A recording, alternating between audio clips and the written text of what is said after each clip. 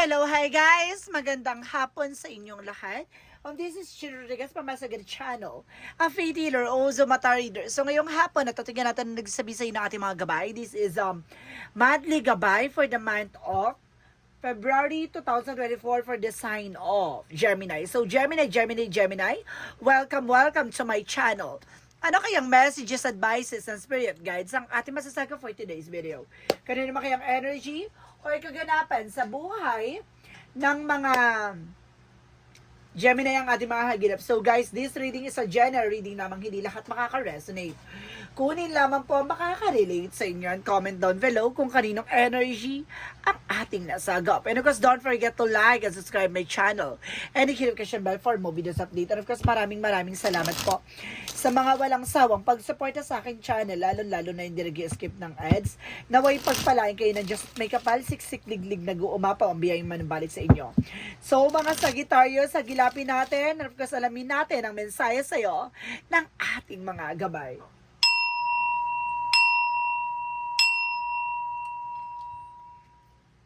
Angel Spirit messages, give me an information. Ano kaya masasabi sa inyo ng ating mga Angel Spirit? Ano kaya masasabi natin at of course mahahagilap natin for today's video? Sige, tingnan natin, alamin natin. Angel Spirit, please give me an information. Oh my God, the devil! Oh my God! A black magic involved. So there's a devil. No, oh my God. It's a temptation either. No? And of course, there's oh my God, the 7 of Wands is a protection. So, kailangan mo proteksyonan yung sarili mo. Itong tao na to, ang lakas ng energy na, kumaga, sinusundos ka or something, kumaga, sinusubukan ka akitin or either ginagawan ka ng hindi maganda, siguro dahil that because of your, kumaga, charisma. Ganun, kumalakas siguro ang charisma mo. Itong tao na to para na-attract sa'yo, naiinggit or something greedy. So, let's see. The 7 of Wands is a protection. So, kailangan mo proteksyonan yung sarili mo. Additional messages. So there's 4 of Wands. So there's a celebration coming in for you. There's a homecoming. And of course, there's a twin flame energy for the 4 of Wands. Now, and of course, there's homecoming, celebration. And there's a wedding. And of course, there's an 8 of Cups. So there is a let go and moving forward. May mga bagay na kailangan mong bitawan. May mga bagay na kailangan mo na, diba, pakawalan. Excuse me.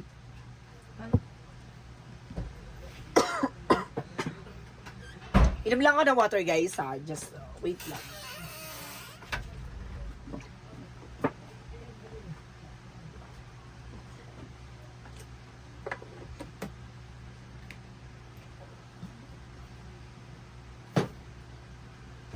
And of course, there's the lovers. Oh my God, may love life. It's all about pag-ibig. It's all about love. And of course, there's a 3 of Pentacles. So, ibig sabihin, it's either katrabaho mo or either, kumbaga, something pinagawan ka, no? There's a love kasi, there's a love involvement. And there's, it's either may jowa ka or love life. Basta love life involvement. So, let's see what is the devil energy. So, there's a page of cup. Oh my God, ginagawa ka para sa palipad hangin, no?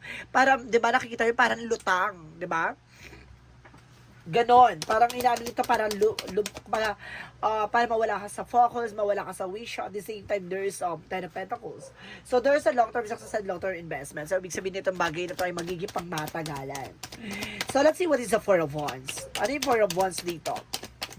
So, there's a High Priestess. So, there's a hidden agenda or hidden enemies. May mga bagay na nakatago, no? May mga bagay na matutuklasan ka. At may mga bagay na malalaman ka. What is the 8 of Cups? What is the 8 of Cups? So, there's an 8 of Pentacles. So, there's a collaboration, of course, focus, no? So, baga, i-let go mo na yung mga bagay na kailangan mo ng bitawan at pakawalan, no? Kung baga, mag-focus ka sa ginagawa, mag-focus ka sa business, mag-focus ka sa trabaho. And the Page of Wands is a good news. May messages ka matatanggap, no? About sa love life. It's either, kung baga, may asawa ka pero may kaharutan ka or may jowa ka. Or either, kung baga, may jowa ka, no? And of course, there's a 3 of Wands. So, waiting for a soul to waiting for a ship. May mga bagay na hinihintay ka. Resulta, it's either sa trabaho sa ibang bansa or either, kumbaga there's a travel So, ibig sabihin, kumbaga naantay mo yung documents or messages sa ibang bansa or something, kumbaga, inaantay mo na lang siguro yung information, parang gano'n. Because there is a tower. Oh my God! Itong tao na to, gusto ka nito sirain, with the tower moment, no? There's a sudden changes. Itong tao na to talagang parang bigla kang pinukpok sa ulo na parang bigla na lang nagbago, no? And because there's 7 of Wands and because the 10 of Pentacles. So, additional messages. Yung mother mong chikadora. And because there's 9 of Pentacles. So, there's an information dito, guys, na magkakaroon ka ng financial windfall. Kumbaga lalago or magkakaroon pa ng resource of income, no? Kumbaga madadagdagan. Pero kung sinasabi protectionan mo kasi baka targetin ito yung financial mo, no? Pero kasi there's a 5 of Cups, no? May mga bagay dito na parang pinagsisisihan na or parang pinanghihinayangan, no? Kumbaga itong tao na to, kumbaga or either kumbaga nagiging ano siya kasi kumbaga parang nakukuha mo na yung mga bagay na gusto mo tapos at the same time kumbaga naiinggit to. Ang laki ng part na parang naiinggit siya. And of course, there's a 6 of Wands. So, ibig sabihin dito, kapag hindi let go mo at tinayaan mo yung mga bagay na dapat mangyari, kumbaga magtatagumpay ka dito. No? So, let's see what is the Lovers in the Page of Wands. So, there's a 7 of Pentacles and the 9 of Pentacles. So, a 9 of Wands. So, there's a resilience, no? Kailangan mo maging tahimik, no? May mga bagay tayo na kailangan natin hihintay, no? There's a step by step, no? Kumbaga, hantayin mo yung magiging resulta. No, wag ka masyadong magmadali. So, let's see what is the Three of Pentacles and the Three of Wands. So, there's a strength card. So, there's a confidence. So, kumbaga, lakasan mo ang loob mo dito, no? Kailangan mo maging matapang this time. At kailangan mo lakasan ang loob mo, lakasan mo pakiramdam mo kasi there's an impostor sa paligid mo. So, let's see what is additional outcome. Ang outcome is the Nine of Wands. So, there's a slow and steady.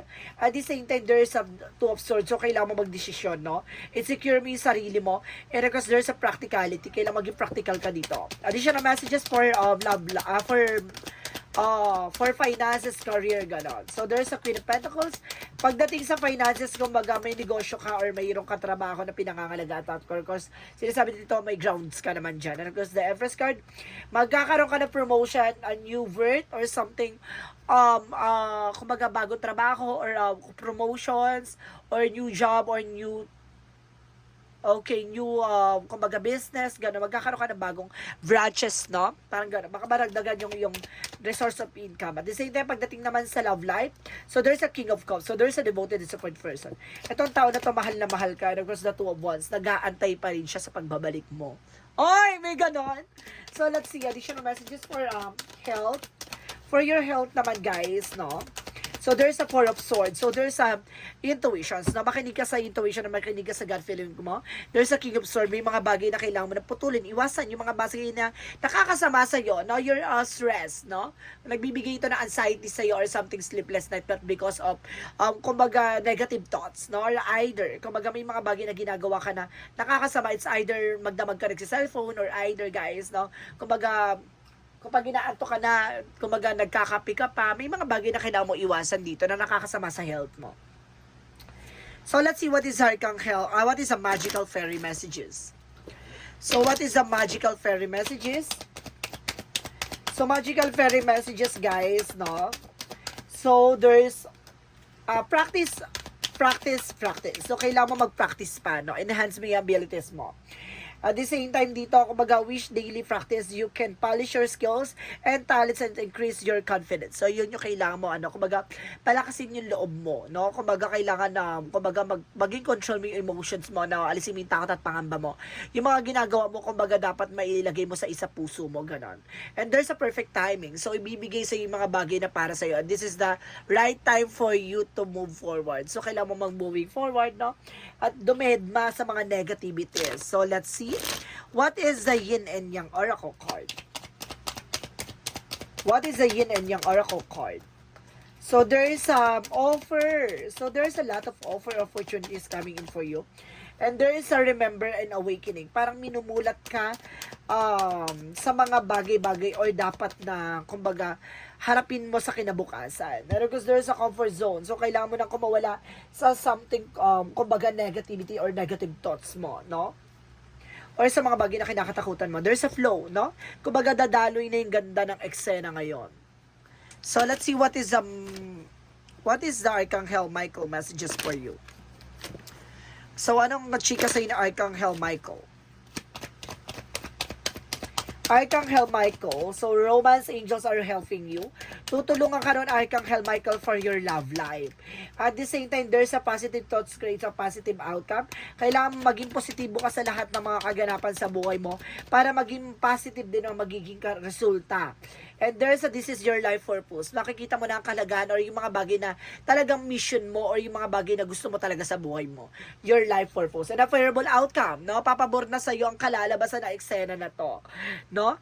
Kumaga, akala mo, kumaga, gulong-gulo ka pa sa mga kaganapan sa buhay mo, iikot ang kapalaran. So, papabor na sa iyo ang sitwasyon. So, let's see, Archangel Raphael messages. Archangel Raphael meditation. So, kailangan mo mag-meditate, no? Kailangan mo magdasal. Kailangan mo magmuni-muni. Dahil sa ganun, masagot ang iyong katanungan. At the same time, let's see what is the angel's messages. Angel's messages. So, there's an, angel's messages, angel spirit guides. So, there's a blame. May mga bagay na, kumbaga, wala kang iba sisisihin kundi sa sarili mo, di ba? Kumbaga, yung magiging action mo dapat responsible ka sa magiging actions mo. And there is a change. May mga bagay na magbabago na. May mga bagay na magaganap na. May mga bagay na, kumbaga maiaayos na. So, ibig sabihin, there's some major changes coming in for you. Additional messages, there's a builder, no? Palakasin ang pundasyon mo, no?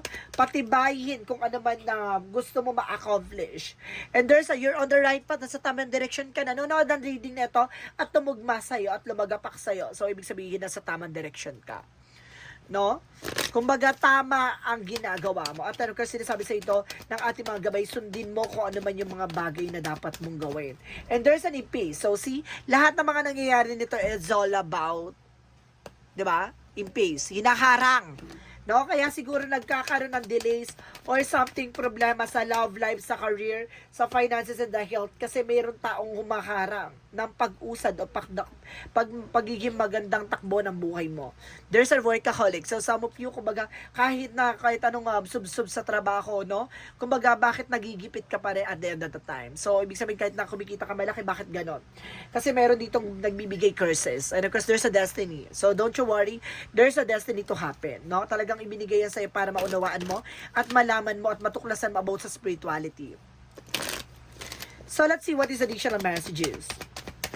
Additional messages for angel spirit guide. So, there's a moonstone. So, there's a mystery. Tutuklasin mo talaga at aalamin mo ang lahat ng mga bagay. And because there's a inner self, no? Palawaki ng kaalaman at palawaki ng kaisipan. And of course, there's a gift. So, there is an information na kumbaga you are being also gifted. And of course, tignan natin kung ano pa yung pinaka-messages sa iyo ng ating mga gabay, no? So, let's see. Additional messages. Additional messages. So, there is a baby steps. So, may mga bagay na kailangan mo makinig sa intuitions mo. And of course, sinasabi, you need to take an action, no? Kailangan mo mag-take ng action. At the same time, there's you got the love. So, there's a boundary. So, ibig sabihin, kailangan mag-set ng boundaries pagdating sa love life mo. So, ibig sabihin, lapitin ka ng mga inggitero, diba? Kumbaga, marami na inggit sa iyong relasyon. Additional ontology. And because conclusion of within reach, tama yung hinala mo, tama yung pangamba mo. And work through your fears, no? Kailangan mo labanan na ang takot at pangamba mo dito, guys, no? Kumbaga, tama yung hinala mo. Kumbaga, kailangan mo lang talaga mag-set ng boundaries. Protectionan mo kung ano man yung magiging eksena or kaganapan sa buhay mo. And of course, goddess of the moon. So, ibig sabihin, there's a truth reveal. May mga bagay na matutuklasan at may mga bagay na mailalahad ka na. And there's a storm warning. Mag-ingat ka, may unos na papasok dito. Mayroong kaganapan na kumbaga kailangan mo maging aware, no? And the guard and the gate. So there's a lot of discoveries coming in for you. Marami kang madidiscover. Marami kang malalaman. So let's see about naman sa Romance Angels. Romance Angels, there's a retreat, no? Kailangan mong hanapin yung sarili mo. Kailangan mo proud mag-disconnect sa mundong ginagalawan mo. And of course, there's a calling in your soulmate. So, ibig sabihin dito, maaring tinatawag ka ng soulmate mo. No? Maaring nga, kumaga, darating na yung soulmate mo or either parang kailangan mo tawagin yung soulmate mo, may papasok. Kasi there's a twin flame energy. Maaring, itong tao na to is your soulmate. No? May soulmate connection kayo or something soul connections. So, let's see what is the angel's answer. And of course, there is a perfect timing. So, it's all about perfect timing. So, lahat ng mga bagay na nangyayari na yan, ay kumbaga mangyayari. No? Mangyayari na kapag talagang ilalahad at ibibigay na sa'yo ng ating Panginoon. No? Kung itatakda ng mangyari. So, there's a look for a sign. May mga bagay na or senyales sa'yo ang ating angel spirit, guys, na kumbaga hinahatid sa'yo messages para maunawaan mo at matuklasan mo yung mga bagay na kailangan mo malaman. There's a signs or synchronicities. And there's a, be assertive. Dapat alam mo yung magiging grounds mo. Dapat alam mo kung saan ka, i-controlin yung emotions mo or either maging balance. So, let's see what is the Jesus loving quotes. Jesus loving quote said, okay, dito tayo. The Comforter, which is the Holy Spirit, whom the Father will send by my name. He will teach you all things. So, ibig sabihin dito, may mga bagay na kailangan mong matutunan, may mga bagay na kailangan mong malaman, may mga bagay na kailangan mong alisin, at may mga bagay na kailangan mong bitawan. So, ibig sabihin dito, guys, no, kumbaga, this is the Comforter or the Holy Spirit. Kumbaga, kailangan ng, kumbaga, lilinisin mo yung sarili mo. No? Lilinisin mo yung sarili mo sa mga pagkakamali, sa mga kasalanan, sa mga bagay na ginawa mo from the past. May mga bagay siguro na kailangan mo ng bit-bitin hanggang sa kasalukuyan yung mga bagay na natutunan mo. Ganon kabaga linisin mo, alisin mo na yung galit at puot, at alisin mo rin yung kumbaga yung greedy or something, kumbaga obsession sa mga bagay-bagay. So let's see what is the angel's answer. Angel's answer, there's a 27 by I am expressive, no? Kumbaga, dito yung part na parang, kumbaga, pag minararamdaman ka, kumbaga, hindi mo pwedeng hindi sinasabi or hindi mo dapat, kumbaga, meron kang, kumbaga, pinaparamdam mo kasi, kumbaga, siguro it's, kumbaga, iba yung part ng pagpaparamdam mo ng, kumbaga, galit ka or naiinis ka or something. Kumbaga, hindi, kumbaga, pagdating sa'yo, walang maitatago, no? Your mind is wide open and you are tolerant and compassionate towards all ways of life. Your value of freedom of expression and want to improve the conditions of people, whether in your community, and of course, there's a country and of the world's enlarged. So, ibig sabihin dito, kumbaga, kaya mong, kumbaga, magbigay ng, kumbaga, advices, emotion, kumbaga, sa mga tao sa paligid mo, hindi ka natatakot kung anong sasabihin ng iba, no? Handa ka mag-take ng risk, handa ka rin, kumbaga, sabihin sa kanila yung mga bagay na gusto mo sabihin, no? Hindi ka natatakot, parang gano'n. So, let's see what is the messages of life. Messages of life represent, there's a God is sustain me. So, may mga bagay dito na, kumbaga, pinapakita sa iyo at pinapaalam sa iyo na may mga pinagdadaanan ka dito at may mga bagay na pagdadaanan ka na sinusubukan ng tiwala at pananampalataya mo. At alam mo, kumbaga, ngayon natutuklasan mo na, kumbaga, inaalis na sa iyo yung pangamba na, kumbaga, kailangan mo lang i-surrender or kailangan mo lang talaga magtiwala at maniwala at manampalataya sa ating poong may kapal na lahat na nangyayari sa iyo ay may kahulugan at may ibig sabihin. So, ibig sabihin dito, kumapit ka lang kasi unti-unti na mababago ang at magaganap yung mga bagay na dapat maganap na. There's a storm warning. So, ibig sabihin, may mga bagay na kailangan mong ingatan kasi susubukin ka dito ng kapalaran at susubukin ka ng tadhana kung hanggang saan kakakapit. So guys, this is the monthly gabay for the month of February 2024 for the sign of Gemini. So, Gemini, maraming salamat for this wonderful reading. So, this reading is a general reading lamang, hindi lahat makaka-resonate.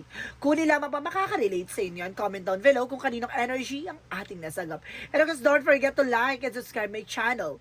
And notification bell for more videos update. And of course, maraming salamat po sa mga walang sawang pag-support sa aking channel, lalo na hindi nag-skip ng ads. Naway pagpalike and just at may kapal siksik-liglig nag-uumapang biyay manabalik sa. And of course, don't forget to like and subscribe my channel. And of course, maraming salamat po sa mga nag-share ng aking videos and of course sa mga nag-share ng aking video sa anumang uri ng social media platforms. Maraming salamat po and see you in the next video. Bye bye and mabush.